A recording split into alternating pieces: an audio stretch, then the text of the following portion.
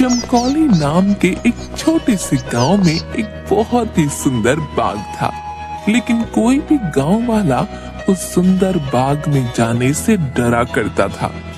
उनका मानना था कि अक्सर बाग के उस पार वाली गुफा के अंदर से किसी जिन्न की आवाजें आती हैं, जो आते जाते लोगों को आवाजें देता है, जिससे गांव वाले बहुत डरा करते थे। एक दिन गांव के दो युवक खेत पर आपस में बात करते हुए, अरे भाई, कल मैं उस बाग की तरफ गया था, वहाँ फिर से उस जिन की वही डरावनी आवाजें आ रही थी। अरे क्यों भाई, क्या करने गए थे तुम वहाँ? क्या तुम्हें पता नहीं, बाग के पास वाली गुफा में जिन रहता है। अगर वो तुम्हें कहीं कुछ कर देता तो आइंदा फिर उस बाग की तरफ मत जाना। तभी वो वहाँ से बात करते हुए खेत से चले जाते हैं। अगले दिन गांव का एक लड़का रांझा, यार इस गुफा में से आवाजें कौन देता होगा? मुझे इसके पीछे जरूर कोई राज नजर आता है। रांझा भैया, जो भी हो, लेकिन गलती से भी उस गुफा के अंदर मत जाना। लेकिन इस गुफा का रहस्य तो मैं जान कर रहूंगा। सब गांव वाले डर के साए में आखिर कब तक रहेंगे? उसके बाद शाम हो गई और रांझा और उसका दोस्त अपने अपने घर चले गए। अगले दिन सुबह सारे गांव में सन्नाटा था और रांझा के घर के बाहर उसकी लाश रखी हुई थी। सब रो रहे थे। शाम को बस ये बोल के घर से निकला था कि आज एक रहस्य से पर्दा उठाने जा रहा हूँ। मेरे रांझा की बहादुरी उसे ले डूबी। हाय मेरा बच्चा, हो ना हो, ये उस गुफा वाले जिन ने ही किया है। हाँ, उसी गांव में धन्नू नाम का व्यक्ति रहता था, जो एक व्यापारी था। उसकी दो बेटियां थीं, रीमा और सीमा। उन दोनों को रंग बिरंगे फूलों का बहुत शौक था।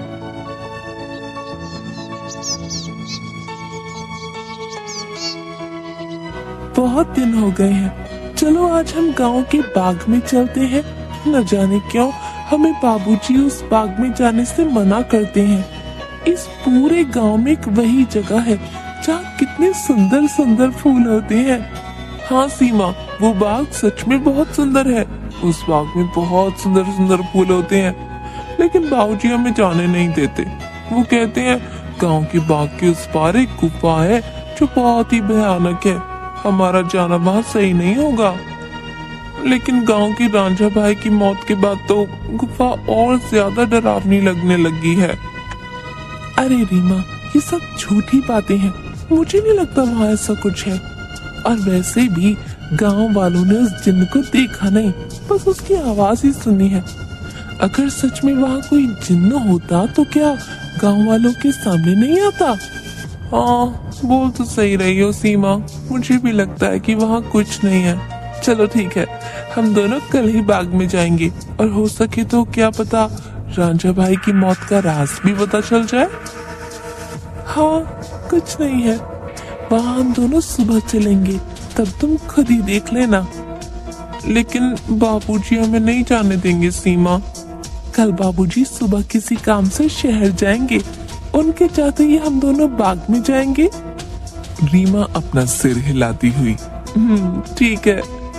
इसके बाद दोनों बहनें अपने कमरे में जाकर सो जाती हैं। अगली सुबह, देखो मेरी प्यारी बेटियों, मैं किसी काम से शहर जा रहा हूँ। तुम दोनों अपना ख्याल रखना और उस बाग में फूल तोड़ने मत जाना। वो जगह अच्छी नहीं है, कोई भी गांव वाला वहां नहीं जाता। पता है ना, रांझा भी वहीं जाने से मारा गया था। हम दोनों बहनें उस बाग में नहीं जाएंगी। इसके बाद धन्नू वहां से चला जाता है। उसके जाते ही दोनों बहनें उस बाग की तरफ जाने लगती हैं।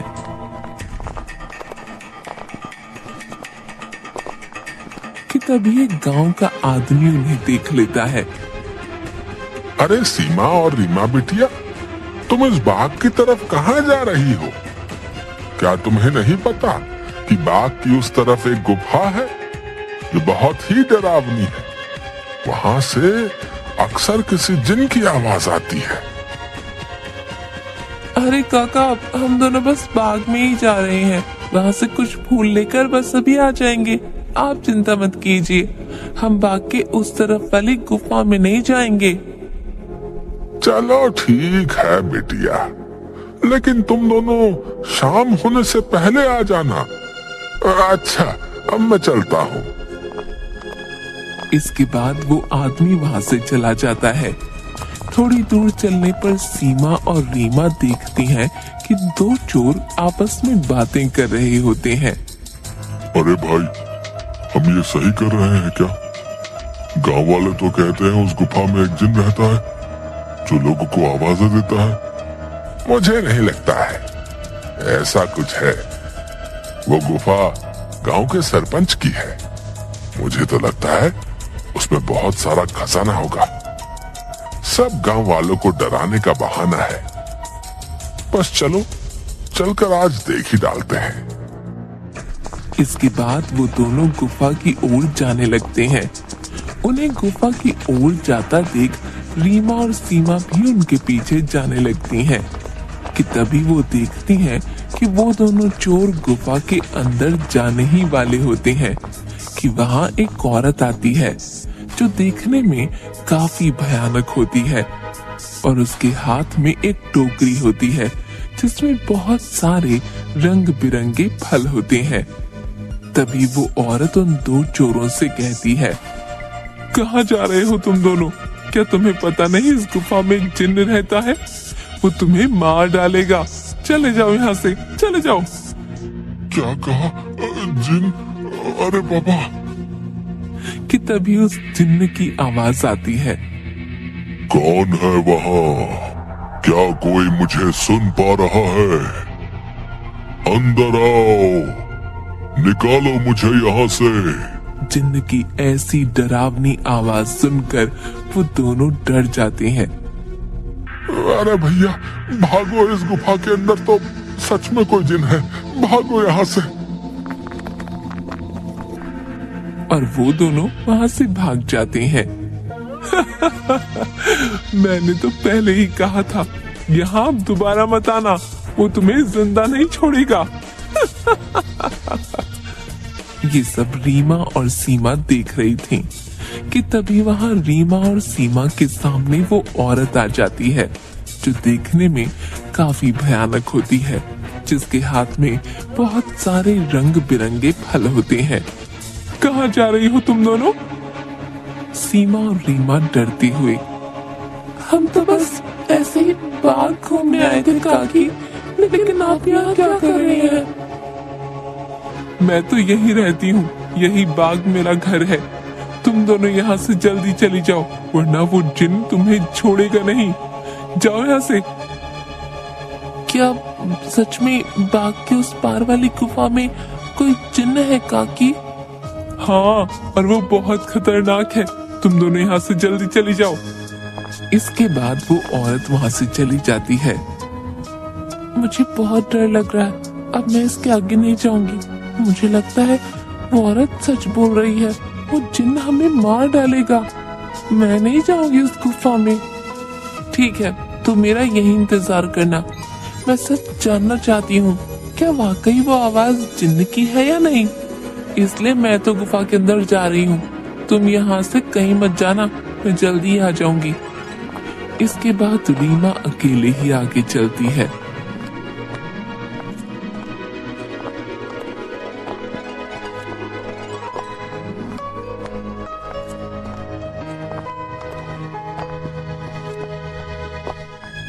रीमा चलते चलते उस गुफा के पास पहुंच जाती है।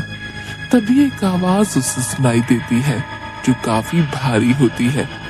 ऐसा लगता है जैसे किसी रोते हुए इंसान की आवाज हो वो। कोई है यहाँ? मुझे यहाँ से बाहर निकालो।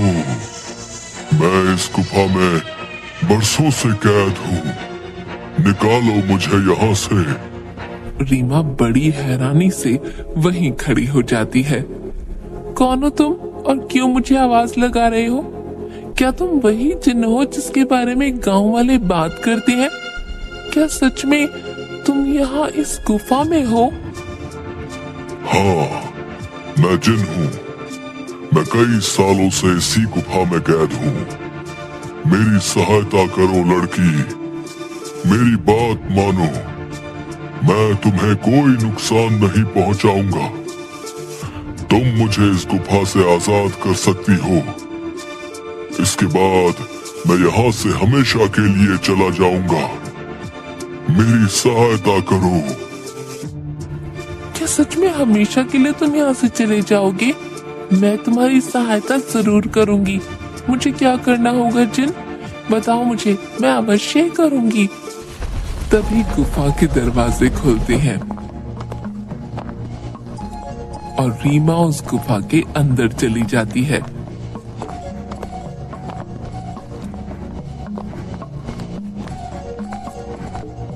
जैसे ही वो अंदर जाती है, एक बहुत बड़ी अजीब से जानवर की परछाई उसे नजर आती है, जो देखने में बहुत ही डरावनी होती है। आओ लड़की, तुम्हारा जिन की इस गुफा में स्वागत है। मैं कई सालों से गुफा के बाहर आते जाते लोगों को आवाजें लगाता हूँ। सब गांव वाले डर कर भाग जाते हैं। कोई भी गांव वाला इस गुफा में आने की हिम्मत नहीं कर पाता। लेकिन तुम बहुत ही बहादुर लड़की हो, जो इस गुफा में अकेली चली आई हो। क्या तुम जिन्न हो? लेकिन तुम मुझे दिखाई क्यों नहीं दे रहे हो? क्या तुम किसी को दिखाई नहीं दे सकते हो? नहीं, मैं जिन नहीं हूँ लड़की। मैं उस जिन की परछाई हूँ। वो जिन तो इस गुफा के कैद खाने में बरसों से कैद है। वो बाहर नहीं आ सकता है। मैं उसकी परछाई हूँ। परछाई? तुम मुझे ये बताओ कि वो जिन इस गुफा में कैद क्यों है? क्या जिन्न के इस गुफा में रिहा होने का कोई मार्ग नहीं है? मार्ग है लड़की, और तुम उस मार्ग तक पहुंच सकती हो। लेकिन इसके लिए तुम्हें इस गुफा के तहखाने में जिन के पास जाना होगा। वही जिन तुम्हें उसकी मुक्ति का राज बताएगा। जिसके बाद रीमा हाथ में जलती हुई एक आग की मशाल लेकर उस गुफा की ओर जाती है। जैसे ही रीमा तहखाने के अंदर जाती है,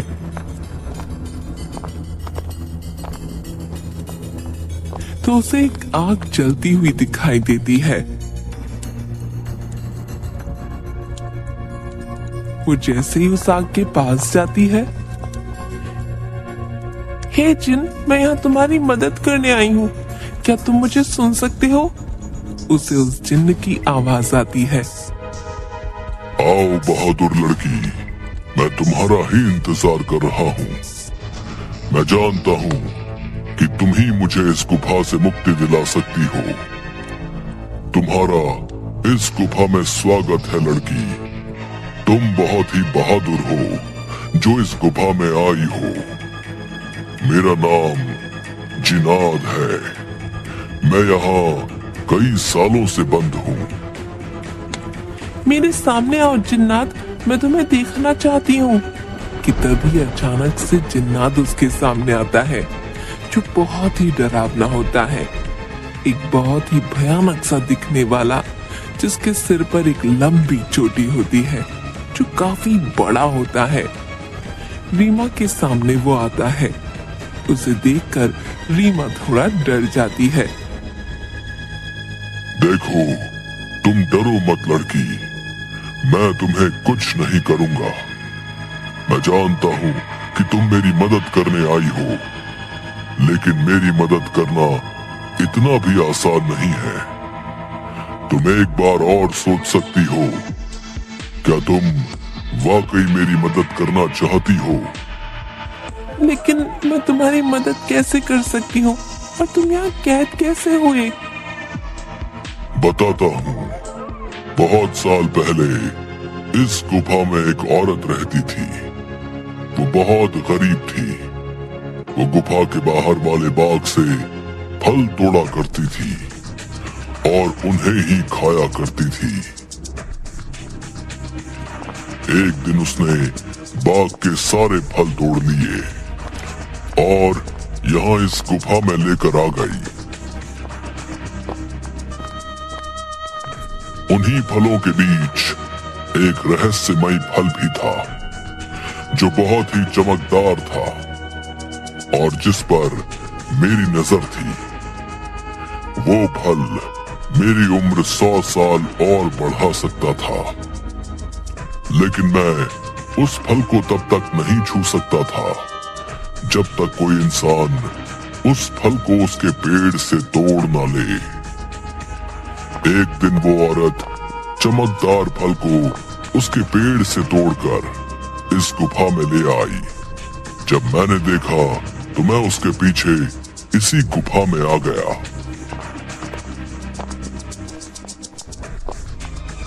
और मैंने उससे कहा कि हे औरत, तुम जो बाग से सबसे सुंदर और चमकदार फल तोड़कर लाई हो वो मुझे दे दो। इसके बदले में तुम जो भी 2 इच्छाएं मांगोगी वो पूरी होंगी। ठीक है, मैं तुम्हें वो फल दे देती हूँ, लेकिन मेरी 2 इच्छा है।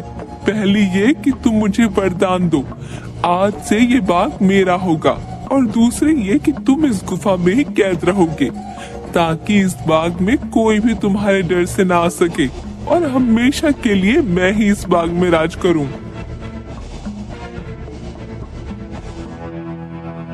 वो औरत मुझे फल तो दे देती है, उस फल से मेरी उम्र तो 100 साल बढ़ गई, लेकिन उस औरत को दिए गए वरदान की वजह से मैं यहीं कैद हो गया। तब से ही मैं इस तहखाने में कैद हूँ।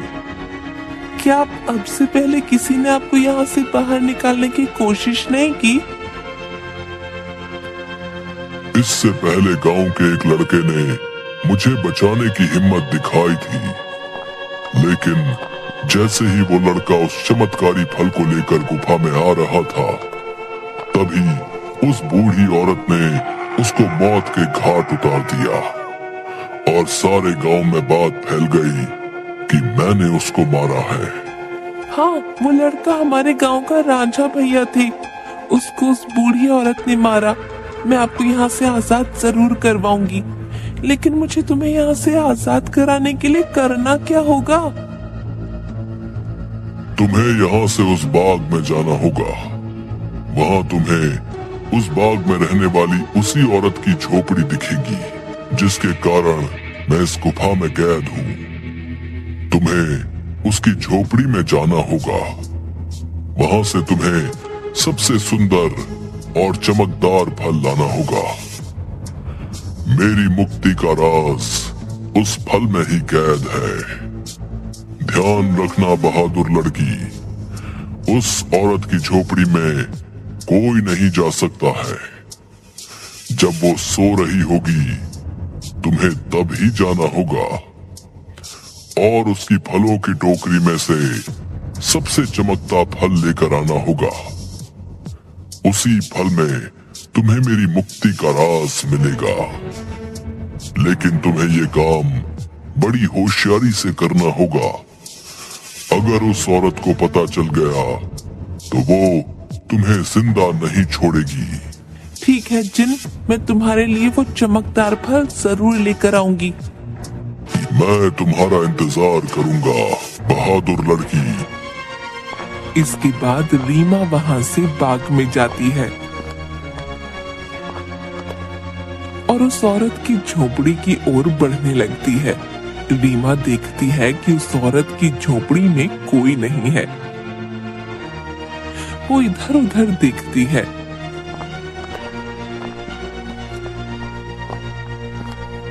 और उस झोपड़ी के अंदर चली जाती है। रीमा अंदर जाकर देखती है कि बहुत सारे फल उस औरत की झोपड़ी में रखे हैं। अरे ये तो कितने सारे फल हैं, लेकिन इन सब में कोई भी फल बहुत ज्यादा नहीं चमक रहा।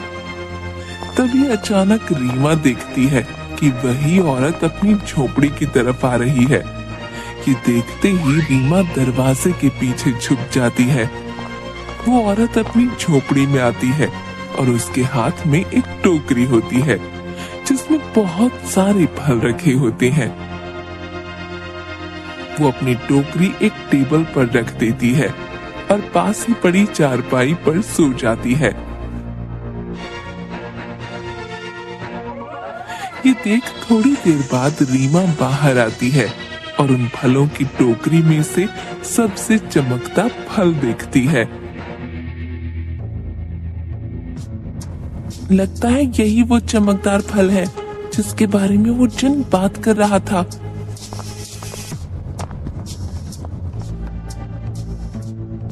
रुको लड़की, तुम मेरा ये जादुई फल लेकर कहाँ जा रही हो? मुझे मेरा फल वापस करो, वरना मैं तुम्हें यहाँ से नहीं जाने दूंगी। रीमा ये सुनकर डर जाती है। मुझे फल ले जाने दो काकी, मैं इस फल को उस जिन्न को देकर उसे उस गुफा से आजाद कराना चाहती हूँ ताकि सारे गांव वाले बिना डरे यहाँ आ सकें। मुझे इस फल को लेकर जाने दो काकी। क्या कहा लड़की? तुम मेरी कई सालों की मेहनत पर पानी फेर देना चाहती हो? उस जिन्न के रिहा होते ही ये सब गांव वाले मुझे इस बाग से निकाल देंगे। नहीं नहीं, मैं ऐसा नहीं होने दूंगी। मुझे ये चमकदार फल वापस करो। ये सुनकर रीमा वहां से उस फल को लेकर भागने लगती है और वो औरत भी उसके पीछे ही भागने लगती है।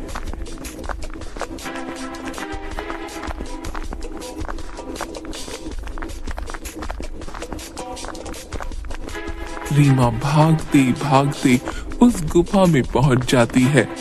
जैसे ही वो गुफा में पहुंचती है, वो जादुई फल उसके हाथ से नीचे गिर जाता है, जिसके गिरते ही तोते में बदल जाता है। रीमा ये देखकर हैरान हो जाती है। तभी वो औरत वहां आ जाती है। ये तुमने क्या किया लड़की?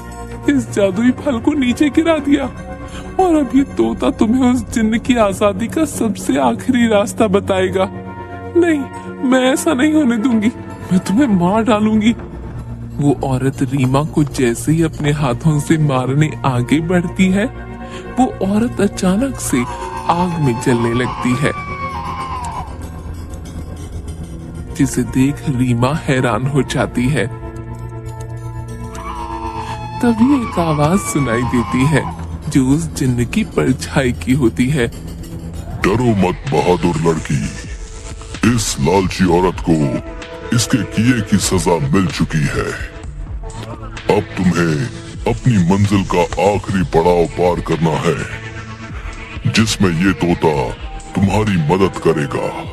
तभी अचानक से वो तोता उड़ने लगता है और गुफा में उसी तरफ भागने लगता है जहाँ वो जिन्न कैद था। रीमा भी उसके पीछे पीछे चलने लगती है।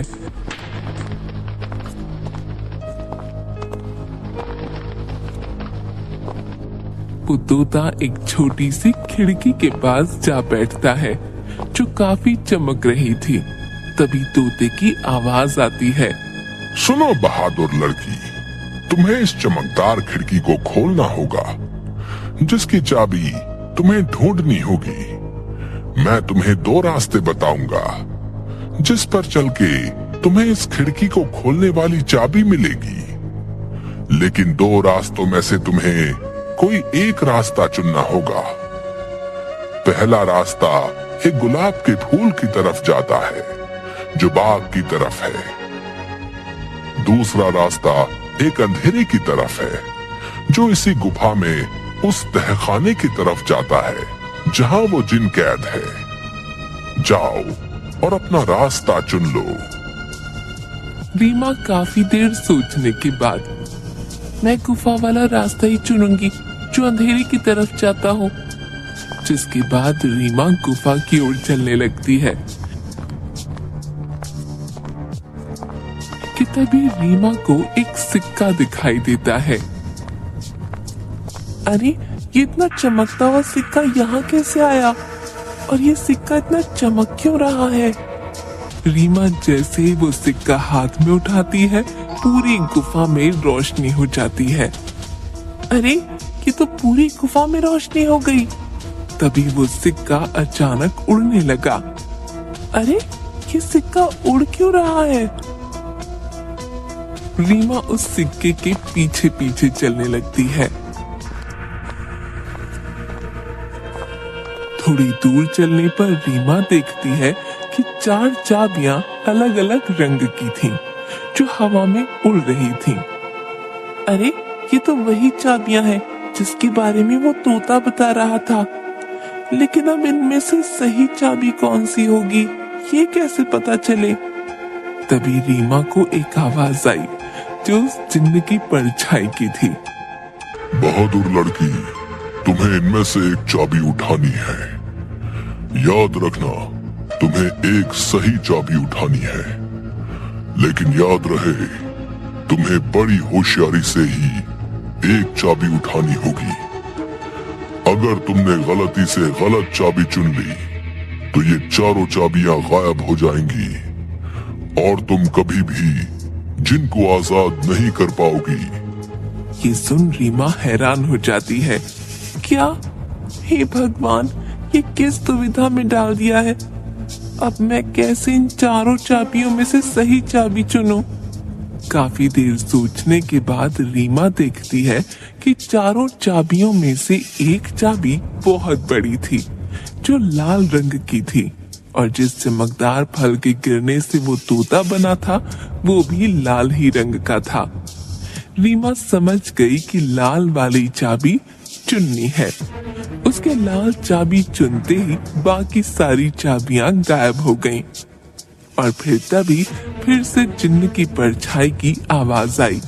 शाबाश बहादुर लड़की, तुम्हारी सूझबूझ की वजह से आखिरकार तुमने बिल्कुल सही चाबी चुन ली। अब जाओ उस खिड़की के पास और खोल दो उसे। रीमा उसी खिड़की के पास जाती है।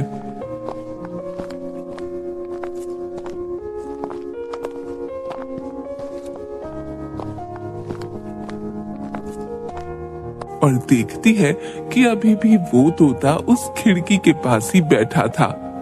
ये देखो, मैं इस खिड़की की चाबी ले आई हूँ।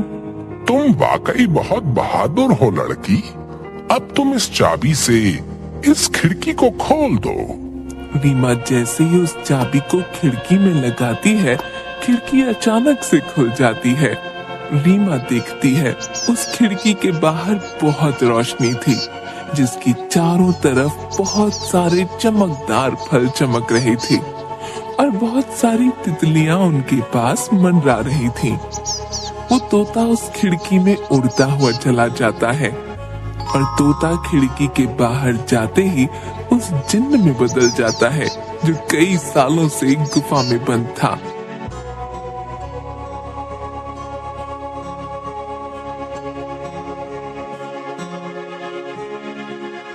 तुम्हारा बहुत बहुत धन्यवाद लड़की, तुमने मुझे इस गुफा से आजाद कर दिया। तुम एक निडर और साहसी लड़की हो। तुम जो भी मांगोगी मैं वो तुम्हें दूंगा। बोलो, क्या इच्छा है तुम्हारी? क्या सच में अब तुम आजाद हो गए हो? अब तुम इस गुफा में नहीं हो। अब सब गांव वाले यहाँ आ सकेंगे। मैं और मेरी बहन भी अब बाग में आ सकेंगे कभी भी। हाँ बहादुर लड़की, अब किसी को भी डरने की कोई जरूरत नहीं है। अब मैं इस गुफा से बाहर आ गया हूँ अपनी दुनिया में। अब मैं किसी को आवाजें नहीं दूंगा। तुम जब चाहो यहाँ आ सकती हो।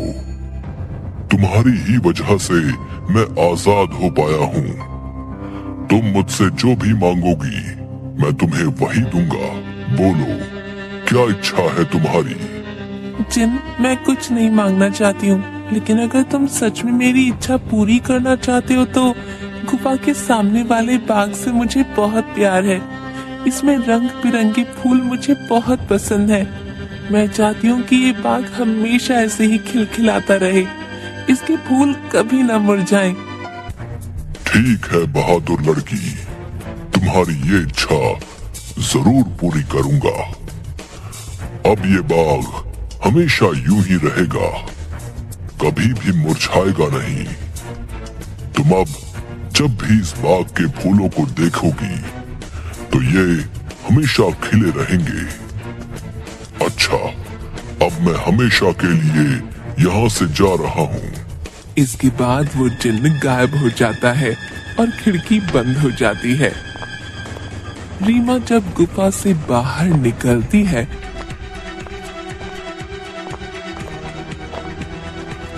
तो सब गांव वाले धन्नू और सीमा बाहर खड़े होते हैं। अरे मेरी बिटिया, आ गई तू वापस।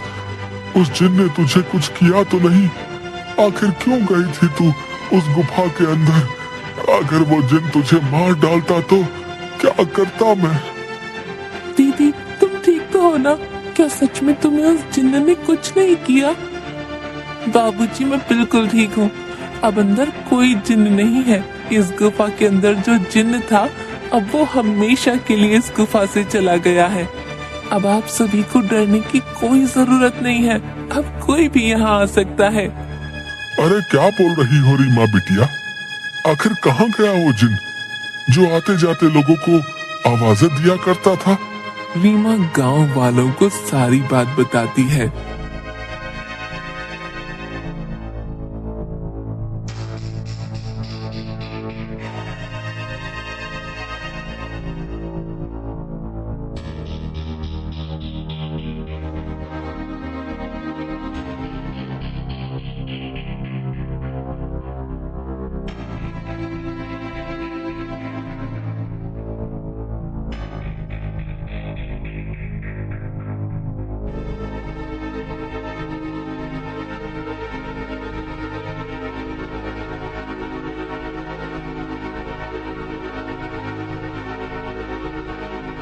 थोड़ी देर बाद गांव वाले बहुत खुश होते हैं और रीमा से बोलते हैं, अरे रीमा बिटिया, तुम तो सचमुच में बहुत बहादुर हो। तुम्हारी वजह से ही अब वो जिन इस गुफा से आजाद हो गया है। अब हम गांव वालों को डरने की कोई जरूरत नहीं है और रांझा की मौत का रहस्य भी सब गांव वालों को पता चल गया। इसके बाद गांव वाले बिना डरे हंसी खुशी गांव में रहने लगते हैं।